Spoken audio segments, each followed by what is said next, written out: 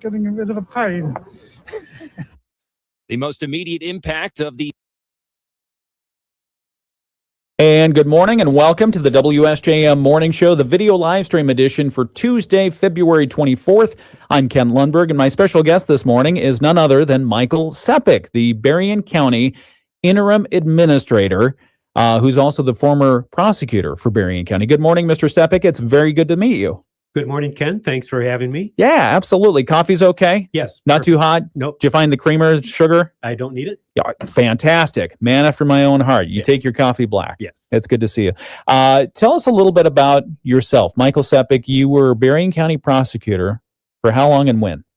I was the elected prosecutor for about 7.5 years, from 2013 to the end of my term in 2020. Okay. And prior to that, I was in the office since 1988. So over 30 years in the office, and enjoyed every minute of it. Always in the prosecutor type role? Yes. Okay. Yeah. And I came to Berrien from Calhoun County, where I was in that prosecutor's office for 3 years. Okay. All right. What got you into that side of government, as it were? It's maybe a little bit interesting. So after law school at Cooley, I opened up a solo practice of law in Eaton Rapids, and was surprised at the level of income that quickly generated, but then flattened out. Oh, okay. And so in the 1985 range, or 84, 85, I started looking for something that would give me a paycheck every 2 weeks. And so that was really what got me into it, and got me into Calhoun County Prosecutor's Office. But then the years there in Calhoun, I realized that I loved the courtroom. Okay. I loved using the rules of evidence to accomplish what you needed to do, and discovered that prosecutors do great service to victims of crime. And so that hooked me in, and started looking around for a little better situation, and found that in Berrien. Yeah. During the interview this hour, I'd love to get your origin story, talk about where you were born, where you grew up, really what got you interested in law in general. But for those who are considering a career, or considering counseling their children or grandchildren on careers, how is the profession of an attorney? Do you recommend it? I do, and because in large part because there are so many avenues. In other words, a law degree by itself, in a sense, can accomplish some things, but certainly if you have other interests, business interests, prosecution, for instance, defense, also, wills, estates. So there's so many, a variety of different, in a sense, professions within the law, that whatever interest you might have, the law degree really increases your opportunities for a career. Yeah, it's a fascinating profession, looking in from the outside. And like you say, there's just so many aspects. I mean, you think about any aspect of anything we do in life, there's a legal field for that. Yes. Basically, right? Absolutely. Yep. Okay. Yep. All right. What about AI? Is that going to change it? Well, I haven't. I've been out of the business, so to speak, for 5 years now. But what I've been gathering is that there's certainly the good and the bad, as it is everywhere. But I've seen references to legal briefs that apparently used it. But then, if there wasn't enough scrutiny over what AI was producing for you, you might go down the wrong road, it looks like. And get admonished by the judge for doing that. That's right. Okay. That's right. All right. We're talking with Michael Sepic. He is the interim administrator for Berrien County government. We're going to come back and talk to him about what that is, how he got hooked into doing that, tricked into doing it, and how long he'll be doing that. That's coming up. We'll talk about Berrien County government, but we'll talk about his background as well. It's all coming up after news right here on the WSJM Morning Show. Approved for up to $5,000 in minutes. Take control and get the money you need at 47fastcash.com. 47fastcash.com. WSJM News now. Team coverage from the WSJM newsroom on News Talk Sports 94.9 WSJM. It's 7:05 on your Tuesday morning, February 24th. It's the WSJM Morning Show. I'm Ken Lundberg. We have a special guest in studio this hour. We'll be talking with Michael Sepic, the Berrien County interim administrator for the Berrien County government. He is, if his name sounds familiar, it's because he's a former Berrien County prosecutor. You may have voted for him. So we'll talk about his background. We'll talk about his role right now as interim administrator. That's coming up in a few minutes right here on the WSJM Morning Show. 20 degrees in Benton Harbor, 21 in St. Joseph, 23 and cloudy skies in South Haven. Today's forecast, mostly cloudy, a 20% chance of snow. A high today around 35 degrees. So the roads are going to continue to melt. I got to say, the primary roads seem like they were in pretty good condition today, at least this morning on my way in. The side roads, still a little bit slippery out there, so just be careful. Tonight's forecast, cloudy skies, 40% chance of snow showers, a low around 26. Southwest winds gusting up to 30 miles per hour, so we'll still deal with the wind tonight. Wednesday's forecast, partly cloudy, a high of 32, northwest wind. And I don't see precipitation in the forecast tomorrow. Thursday, however, there is a 30% chance of morning snow showers, and then it'll turn into a partly cloudy day, high around 35 and a low around 22. Friday, Saturday, Sunday. Let's see, Friday will start off partly sunny, a high of 45 degrees. Saturday and Sunday, mostly cloudy with a 20% chance of snow showers, and the high each day, somewhere between 33 and 43 degrees. So we'll get more specific as we get closer there. Some of the news from the WSJM newsroom. Area Congressman Tim Walberg introducing legislation to reform federal civil asset forfeiture laws. He says the Fifth Amendment Integrity Restoration Act, also known as the FAIR Act, would raise the standard of proof required for the federal government to seize private property. There are countless stories from across the country of innocent Americans having their property unjustly seized due to abuses within the civil asset forfeiture process. The bill would also reform IRS structuring laws and increase transparency, he says, and congressional oversight of forfeiture practices. This critical and bipartisan legislation will shift the presumption of innocence back to the American people to ensure that innocent Americans will not have their property unjustly taken. Walberg introduced the measure with Democratic Representative Jamie Raskin and says it has the support for the Institute for Peace. Congressional hearings are next. Youth Solutions and the Southwest Michigan Jobs for Michigan's Graduates program traveling to Lansing this week for their annual legislative day. It's happening Wednesday. Spokesperson Veronica Jackson says the program helps students explore careers and develop workplace skills. These kids come in through the Jobs for Michigan's Graduates program really with an opportunity to explore careers, explore where they want to be after they graduate, look at different career opportunities, kind of connect the pieces of the puzzle together with what they're learning in the classroom and with what exists outside the classroom. She says about 170 students statewide, including 21 from Southwest Michigan, will be meeting with lawmakers. We have consistently been partnered with many legislators throughout the state. We're in the budget every year, so we advocate to spread our program and expand our awareness there. Students will share personal stories and take part in Q&A sessions and other activities. Schools represented include Waterville High School, Berrien Springs Middle School, Hartford, Eau Claire, and Benton Harbor High Schools, and the Bridge Academy. Last year's state budget reduced funding for the program by a little over $500,000 from a total of $5.7 million allocation for Youth Solutions. And helping people stay warm during frigid temperatures, the Rotary Club of St. Joseph and Benton Harbor recently getting busy and donating more than 100 winter hats to the Salvation Army locally. Rotary President Renee Bora says the club's new knitting group chose to make the hats during a recent deep freeze. When we figured out that it was going to take a little longer than we thought to make these hats in a short period of time, we asked our friends and we got some people together outside of Rotary to start making some hats too. And then we had some generous donations that people went out and bought some really nice warm hats. The original goal was 38 hats, but members and supporters overachieved. They produced more than 100. When you see other people on Facebook or people that I knew that knew how to crochet and ask them, they didn't even hesitate. I love our area. I think anytime anyone reaches out for help, there's always a group of people willing to step up and do it. The hats were presented during a Rotary after hours event. Bora says with the shelter full this time of year, the donation is very timely. And that's a look at some of the local news that we're covering in the WSJM newsroom. It's 7:10. I'm Ken Lundberg. My special guest this hour, pleased to welcome Michael Sepic back into the WSJM studios. Good morning, sir.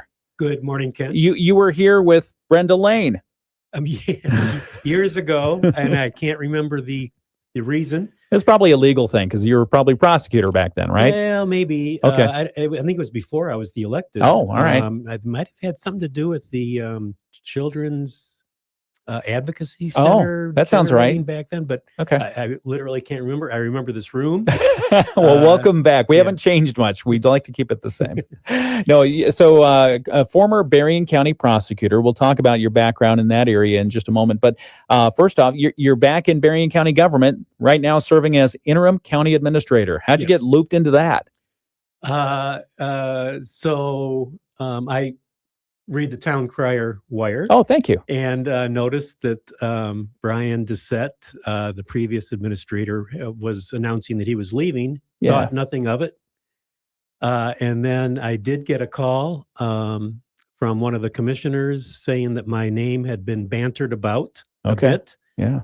And that they were looking for some prospects. And after a little bit of discussion with my wife and 24 hours, I returned the call and said, put me in the mix.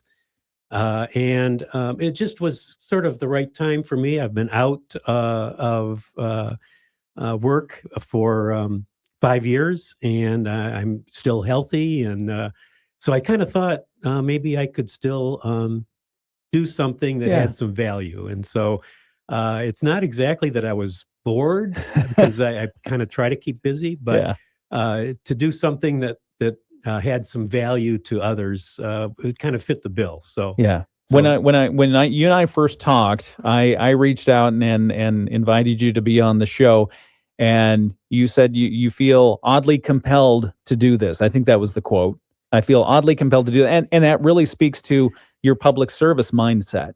Well, and this format is unfamiliar to me, so it makes me a little nervous. But I do feel that the position requires some public interface, and I'm happy to do that. Tell us a little bit, for those who aren't familiar with Berrien County government and how it operates, what is the role of an administrator? Sure. Well, first of all, there are 12 commissioners who meet weekly and set policy and budgets, et cetera. And then there are a number of departments. Some of them are electeds, like the sheriff and the prosecutor, the clerk, the register of deeds, et cetera. Drain commissioner. And they are being elected. They have a bit more independence to make management decisions within their office. However, the county still funds their departments. And so from a financial perspective, there's still some interface there. Then there are a number of other departments that are all headed by a department head.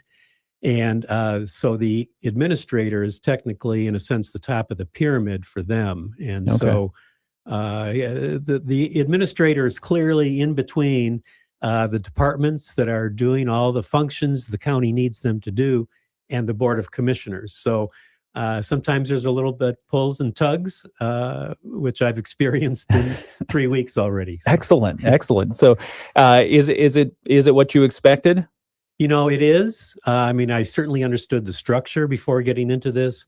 I think what I was a little bit shocked about was the number of problems that do need to be solved. We like that. And maybe we can talk about those problems this hour. Well, maybe not. Okay.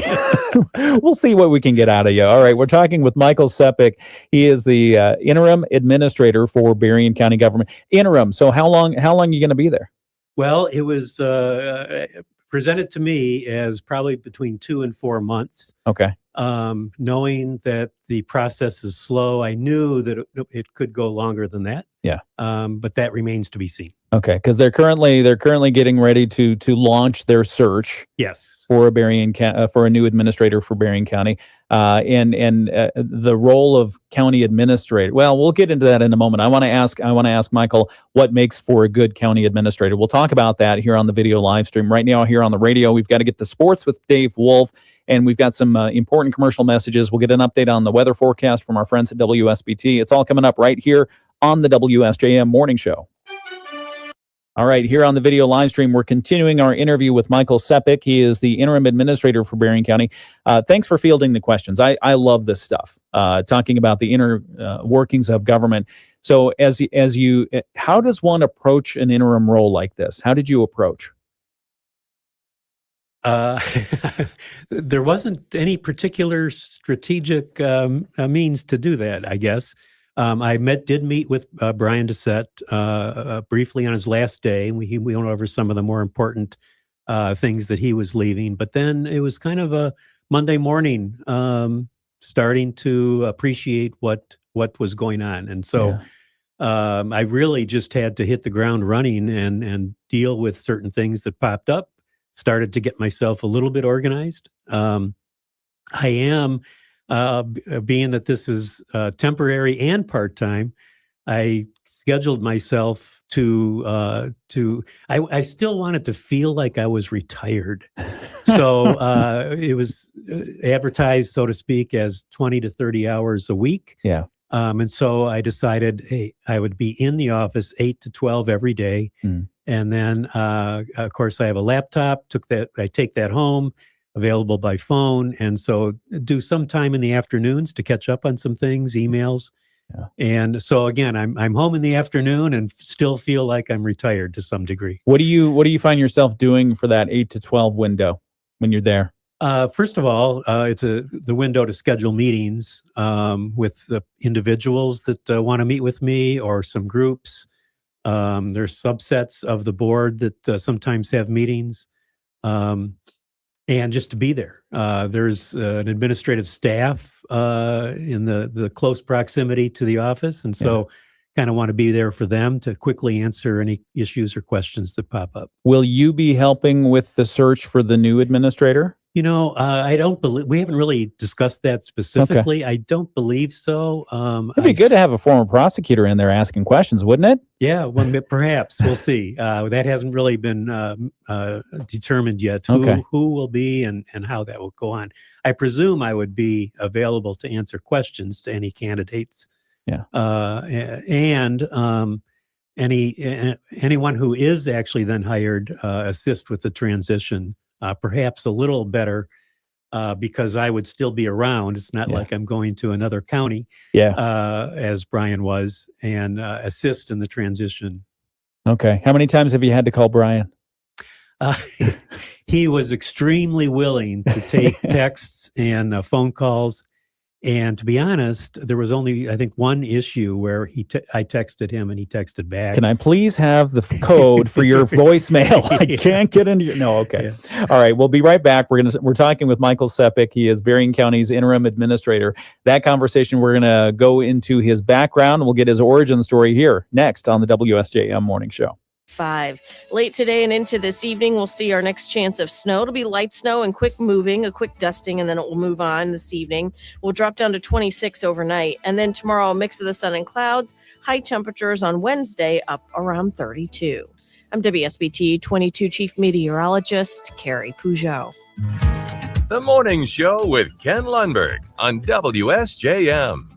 7:18, it is the WSJM Morning Show. I'm Ken Lundberg, and here our special guest today is Michael Sepic. He is the interim Berrien County administrator. Started serving, February 2nd? Yes. Yeah, wow. And so here we are on February, what's today? 24th, so 22 days in, you're still there. That's a good sign. Yes. That's a good sign. He is also a former Berrien County prosecutor. But as we do like to ask our guests, we'd like to explore their origin story. So if you wouldn't mind, Michael, tell us just a little bit about your origin story. Start at the very beginning. Where were you born? Where were you raised? And how'd you get into where you are now? Sure. Born in the Detroit suburbs, east side.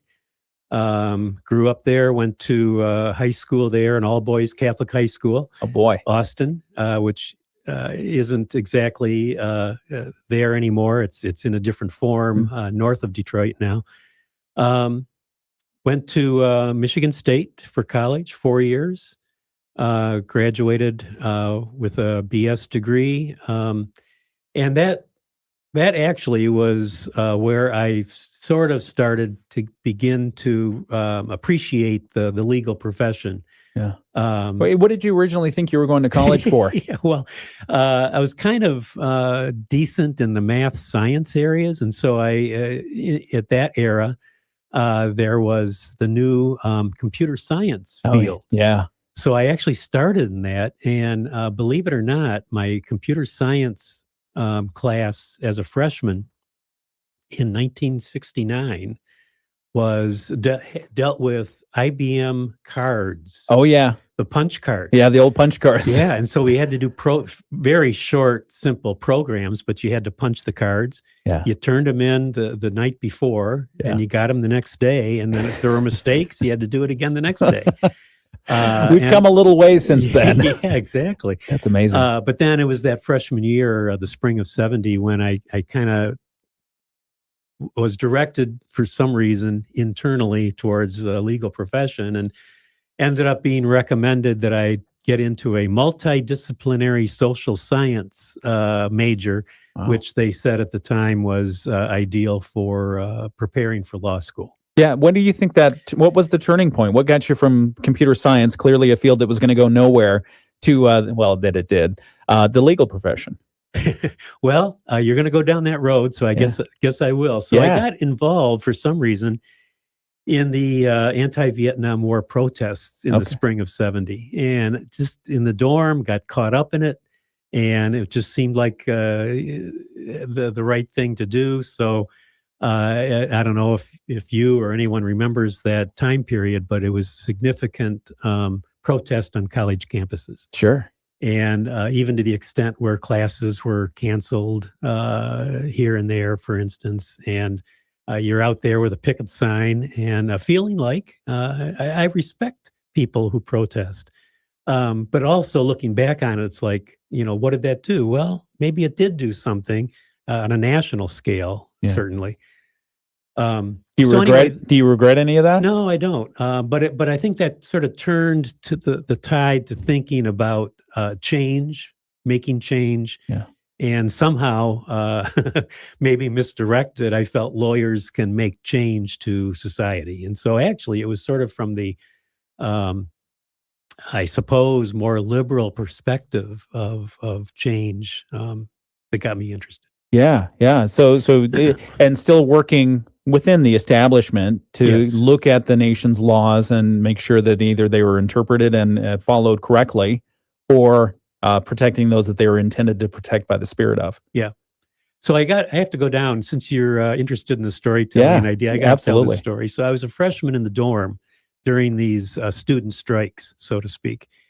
And it was Shaw Hall at MSU's campus, and the top floor sort of was reserved for seniors. The rest of the dorm was a typical freshman dorm.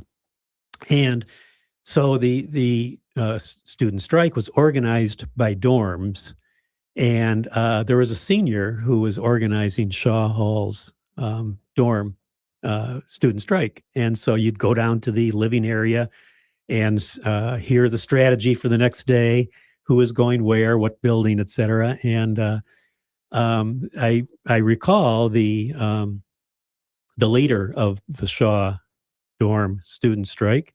And years later, I saw his picture in the paper, and he was running for a state legislature, and it was John Engler. And what a switch in political direction. And it just was very interesting to see that. Go from the student strike at MSU to the Republican governor eventually. Yeah. What?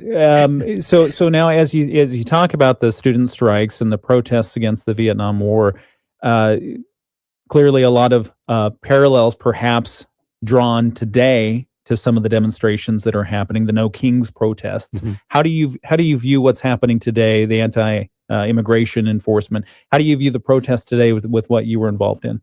Well, so as a 18, 19-year-old freshman at MSU, I realized later, I really didn't realize what the issues were.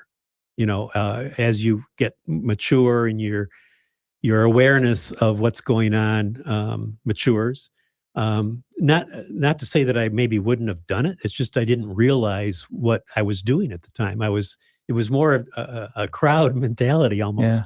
And so I don't draw a parallel to what's going on now, because I think what's going on now, people are making definite, defined choices of what they're trying to say. And again, I respect protesters as long as it's they behave and are not blocking roadways, et cetera. Other than that, I really don't have much of an opinion, I guess. Yeah. Okay. All right. So then you start pursuing a legal. Thank you for sharing that, by the Sure. way. So you start pursuing a legal career, a legal profession. How did that go? Well, actually, not quite well at the start. So I graduated from MSU in 73. Yeah. Applied to the 3 main law schools in Michigan, U of M, U of D, Wayne State. And my grades and LSAT score were probably, I think, on they weren't bad, but they were just the threshold of good. Okay. And at the time, there was a tremendous influx of people wanting to go to law schools for largely, I believe, the same reason. Okay. I think that started in the very late 60s and continued into the 70s. And I didn't get into any of those 3. So I accidentally got involved in the restaurant business, and then realized Cooley Law School was just starting back then. Okay. And so in 1976, or maybe 75 into 76, I applied to Cooley and went there for the 3 years of law school. Accidentally got involved in the restaurant business. Sure. What does that mean? So at the end of my MSU, in my senior year, I was cooking at the Big Boy on Trowbridge Road. Wow. Breakfasts. Okay. And the owner of that one also owned one in Alma. And his son was going to go up there and manage that, as there was a vacancy. And so his son asked me to go up and be his assistant manager. And he stayed about 6 months. I assumed his position and managed the Big Boy restaurant in Alma for close to 3 years.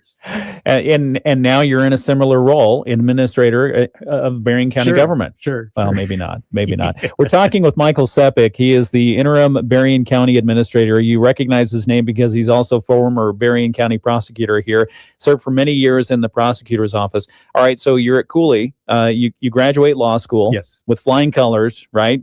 Did great. Did okay. Okay. All right. Actually, that's interesting. Yeah.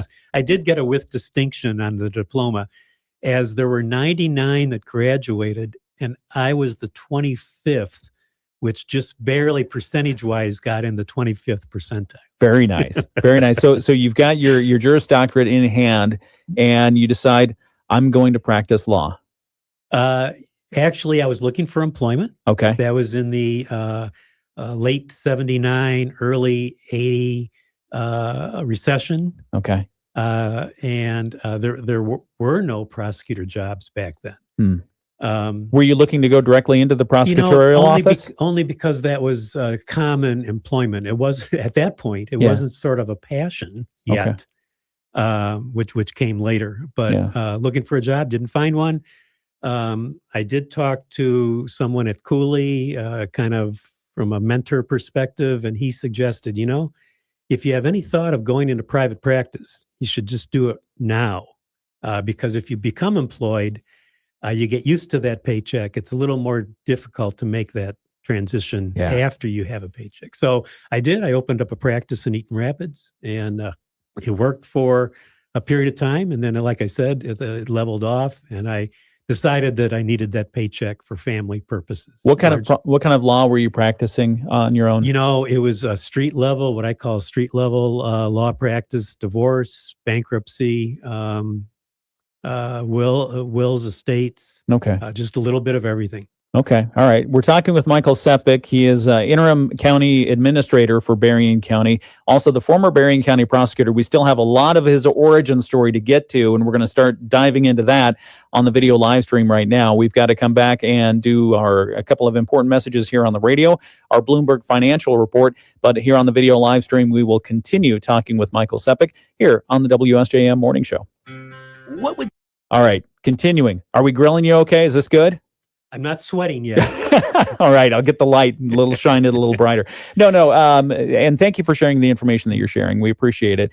So, continuing with your origin story, you're in private practice now. You hung out your own shingle. Was that all you thought it was going to be? So it really, because as that, you've got to do your own bookkeeping, and not only the legal practice, but you've got to do your own bookkeeping, schedule keeping, everything else. Yes, absolutely. In fact, I started off in that era with carbon paper and typing documents. I had some part-time secretarial help. And I remember ultimately buying a copy machine because that carbon paper stuff was ridiculous. Get on your hands, get on your cuffs. Yeah. And doing it over again because you made a mistake. And so the copy machine was a lifesaver. Yeah. But it was remarkable that people would come in and pay you money to do stuff. And some stuff I had to learn, and I was open and honest with people about that. Yeah. But what I did discover was there were 3 or 4 other law offices in the vicinity. And what I came to learn was each one of them had something that was a regular. Like one was the city attorney for the city of Eaton Rapids. So that was bringing in revenue regularly. Okay. And there were other things like that the other offices had. And I didn't have any of that. It was strictly the fortuitousness of someone coming in the door. Very transactional. I did do a little bit of defense work, which provided some of that. But again, it and maybe with the competition, the number of lawyers in the vicinity, like I said, it went up quickly income-wise for 2 or 3 years, and I was satisfied with that. But then it leveled off, and I just thought I can't risk it continuing to level or decrease. So not knowing the future. So that's when I proceeded to look for employment again and found it. And so what did you find at that time? The Calhoun County Prosecutor's Office had an opening, and they hired me in. And again, like I said, it really exposed the area, and I liked it. I liked the number of different parts of it. Working with a group of people was nice after 5 or 6 years of solo practice. Yeah. As well as the courtroom and like I said, the victim aspect of that.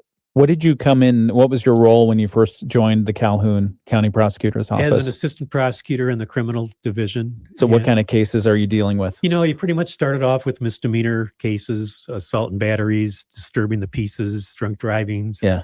And as you got into the courtroom and did trials, and what I experienced later as a hiring prosecutor was there are some people that like that courtroom stress, and there's some that don't. And so for some reason, I dealt with that fine and liked the idea of presenting. The prosecutor is the plaintiff in the case, so presents the evidence, figures out how to present it, and has to figure out how to get evidence in under the rules of evidence. And that's the trick. Yeah. Nothing comes in automatically. It has to fit within a square peg in a square hole to get it into evidence. So that was an interesting aspect for me. Okay. We'll talk about the next step in his career in just a moment. We're talking with Michael Sepic. He's the interim Berrien County administrator and former Berrien County prosecutor. The morning show continues on WSJM here on the radio. We're going to get some news that's coming up next. Budgets to giving big wage hikes to their stars rather than giving modest raises to all staff. The competition for top talent is helping managers justify unequal salary decisions, with some firms handing out huge payouts to top talent, but not to underperformers. Courtney Donahoe, Bloomberg Radio. The Morning Show with Ken and Friends on 94.9 WSJM. 7:34, it's the WSJM Morning Show. Tuesday, February 24th. I'm Ken Lundberg. It's 20 degrees in Benton Harbor, cloudy skies. We're continuing our conversation with Michael Sepic. He's the interim Berrien County administrator for Berrien County government. We'll talk about his journey, his career journey. We're right in the middle of that, talking about how he became a member of the prosecutor's office in Calhoun County, and we're about to get to the part where he comes over to Berrien County, and we're fortunate to have him here in the studio this morning, so we'll continue that interview in just a moment. We've got a quick check of the weather forecast. Mostly cloudy, 20% chance of snow today, a high around 35 degrees. Winds out of the south, 10 to 20 miles per hour. Tonight's forecast, it's going to be cloudy, a 40% chance of snow showers tonight. Low around 26 degrees. The southwest winds are going to gust up to 30 miles per hour. And then tomorrow, Wednesday, just a partly cloudy day. I don't even see a chance of snow, knock on wood. High of around 32 degrees. Thursday, a 30% chance of snow showers in the morning, and then a partly cloudy day there as well. Latest world and national news now from ABC. ABC News, I'm Brian Clark. Tonight, it's President Trump's first State of the Union address of his second term. He says it could be a long one because, in his words, there's so much to talk about. ABC's Mary Bruce has a preview. We know that he is going into this based on our latest ABC News Washington Post Ipsos poll with a disapproval rating at 60%. That's an all-time high during his second term. And we know what most Americans want to hear from him, and that is about the economy, about prices, about affordability.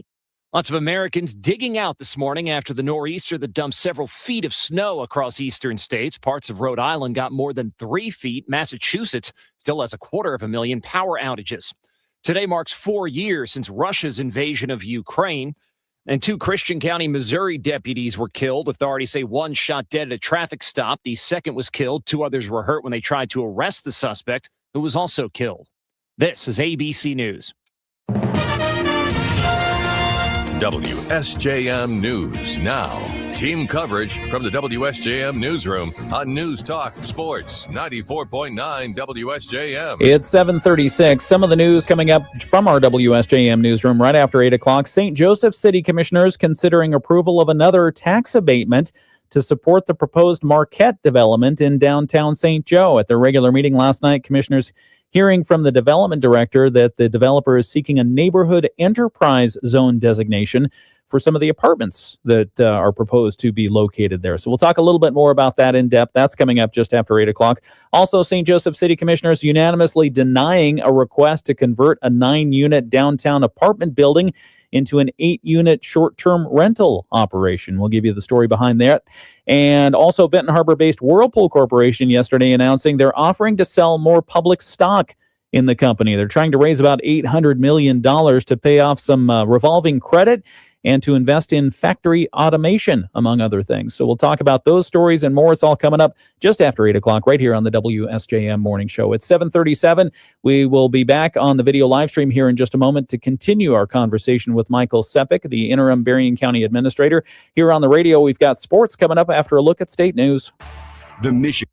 All right, back on the video live stream. How did you get to Berrien County? You're at the Calhoun County Prosecutor's Office.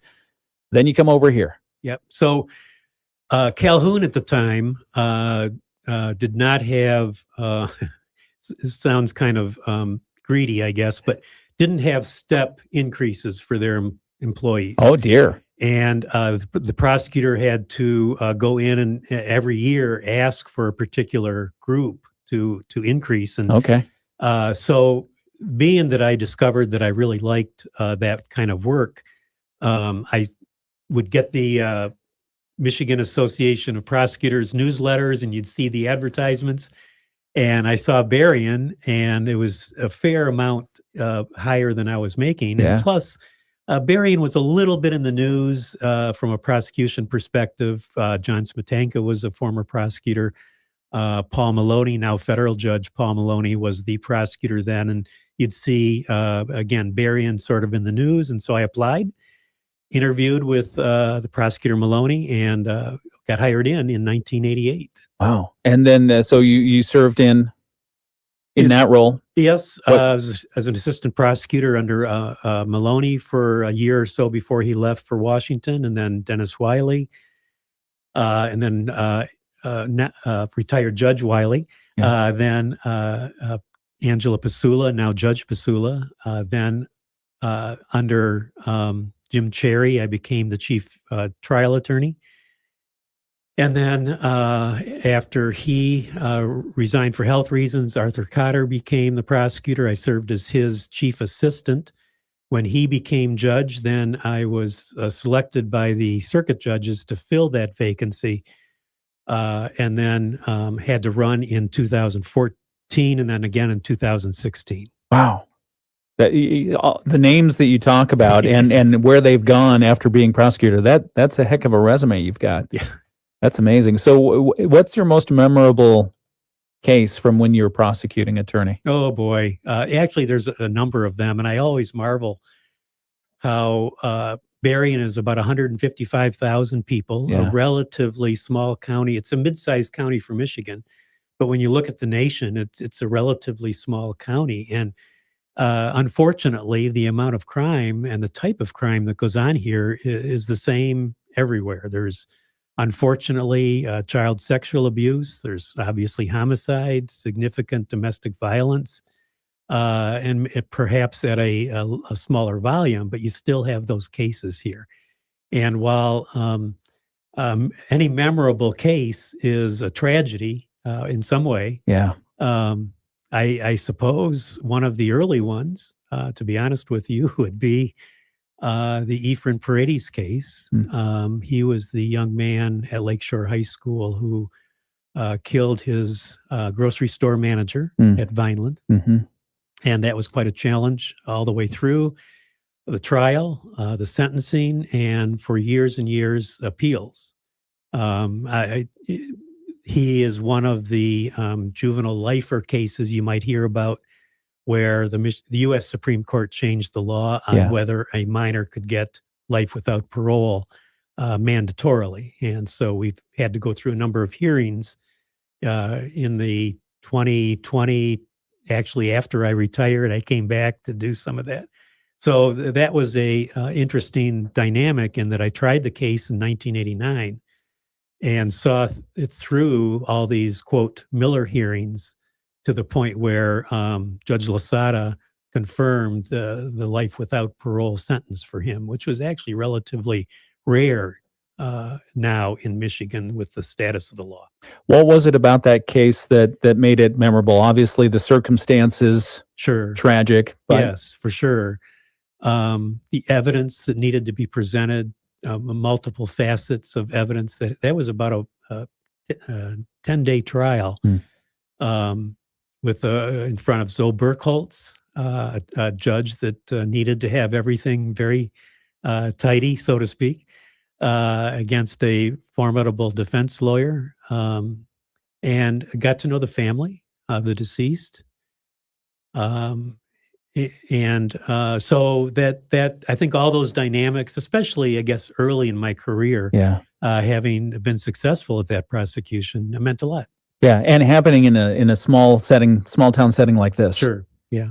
It must have been trying on you emotionally as well. A bit, and it was well covered by the media. Yeah, yeah. What do you do? Speaking of emotions, what do you do as a prosecutor when you're in that and you're dealing with tragedy day in, day out? Sure. How do you handle that? I think without thinking about it, I think you put it in a little cubbyhole, and your job is to do all this stuff, and in a sense, you can't let that because I think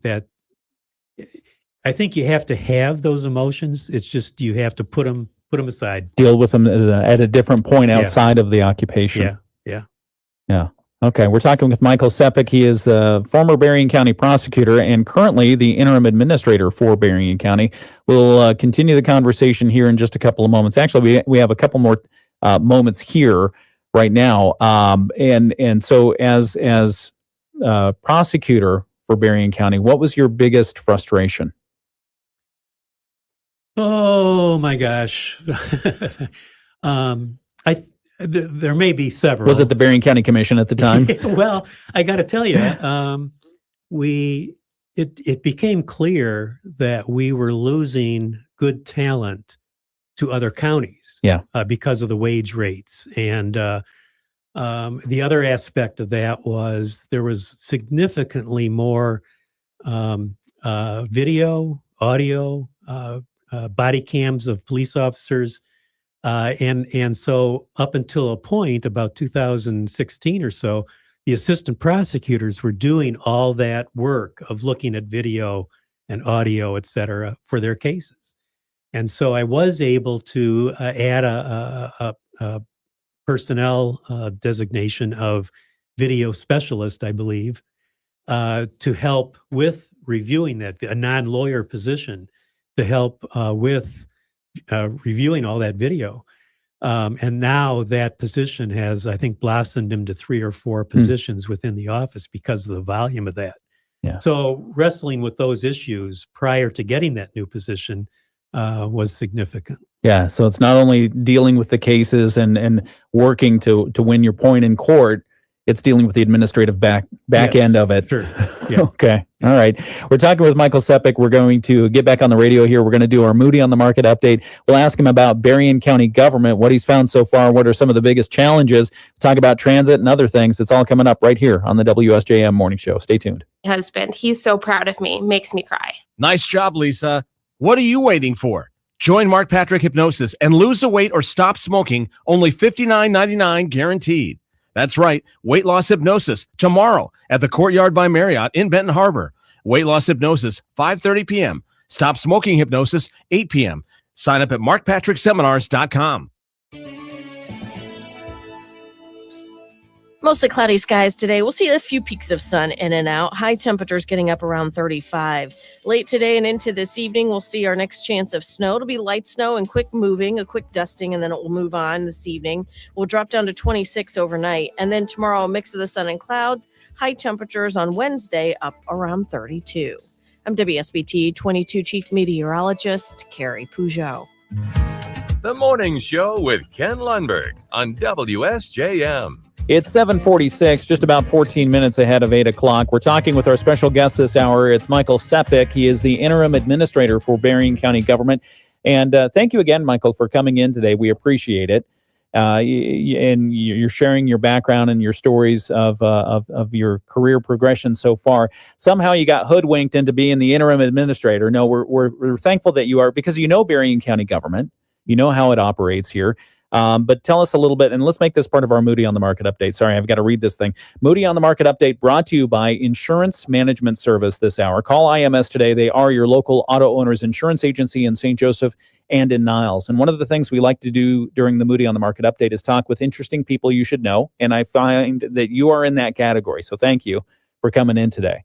In talking about Berrien County government, now that you are in as the interim administrator while the county government does a thoughtful search for the next administrator, what are you seeing as Berrien County's primary challenges? What does it need to deal with?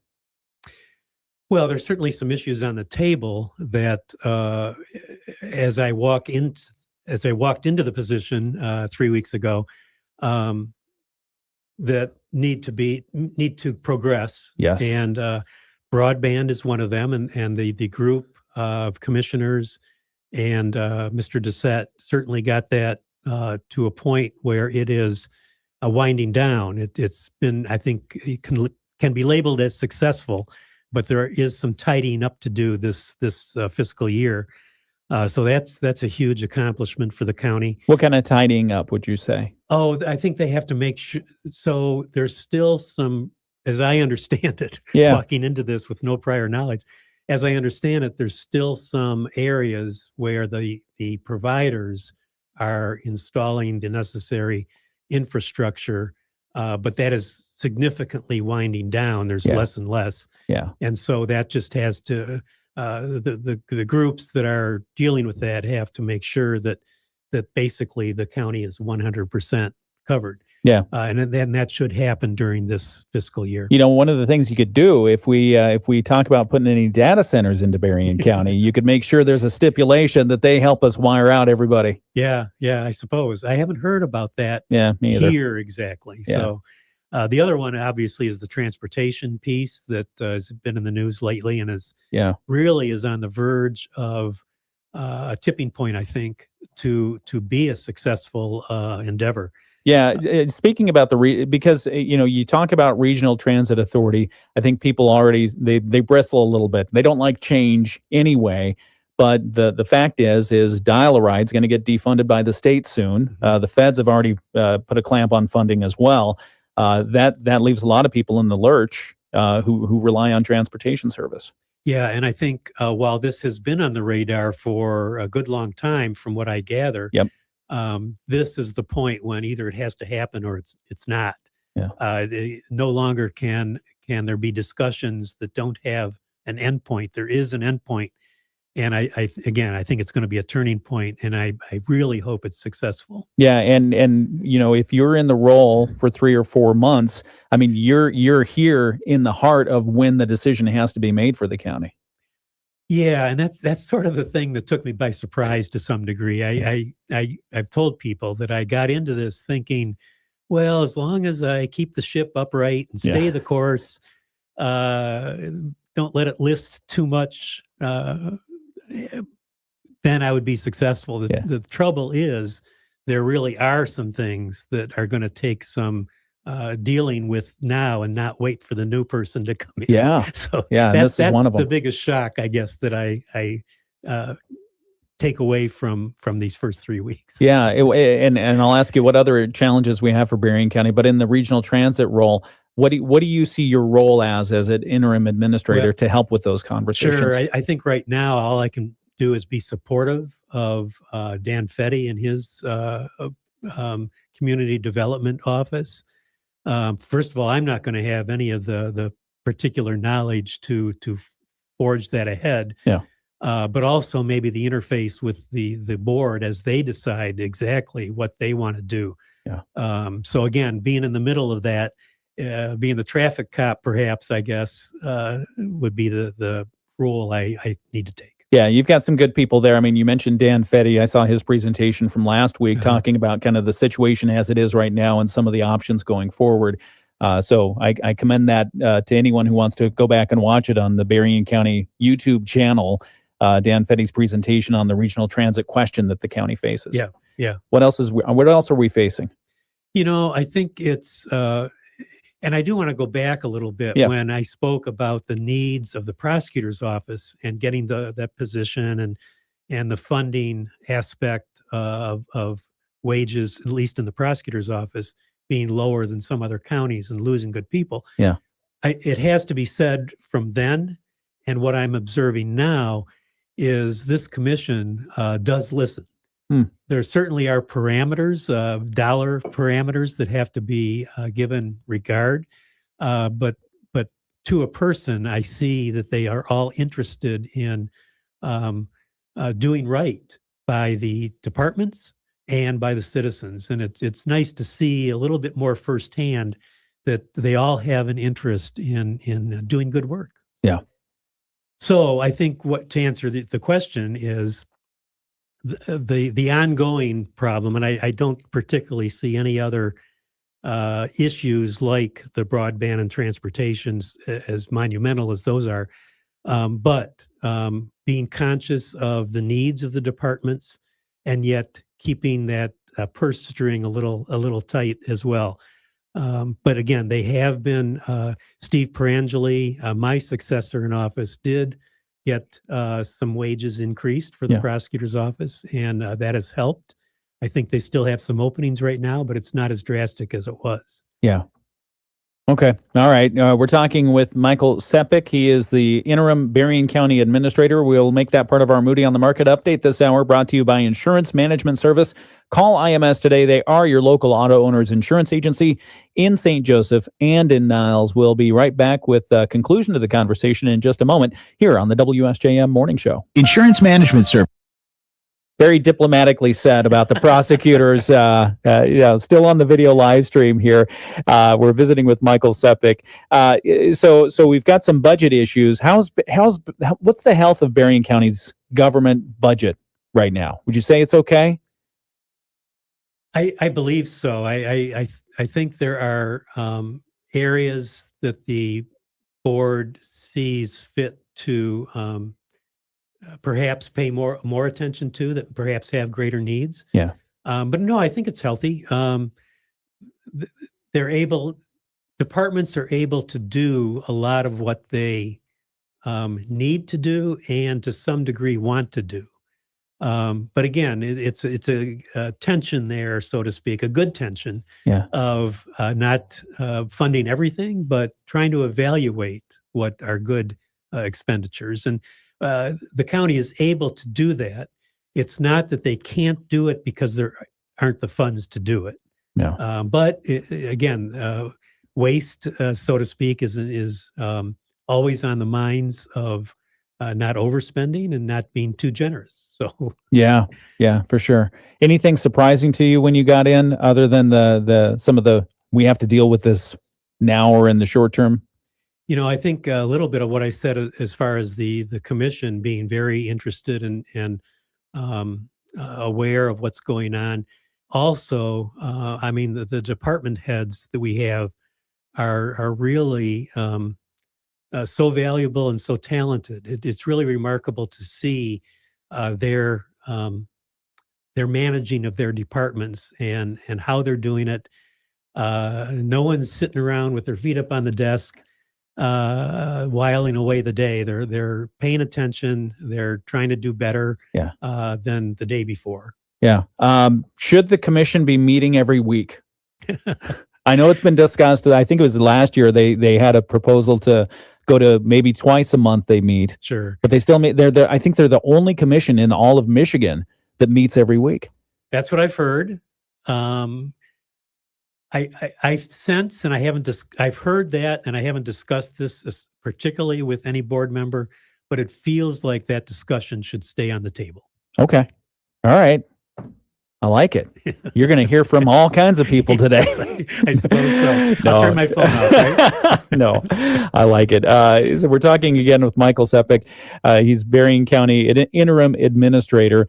And I guess the last question I would ask is, from a prosecutor's point of view, given your interactions with the administrators back then, what qualities do you think make a good county administrator?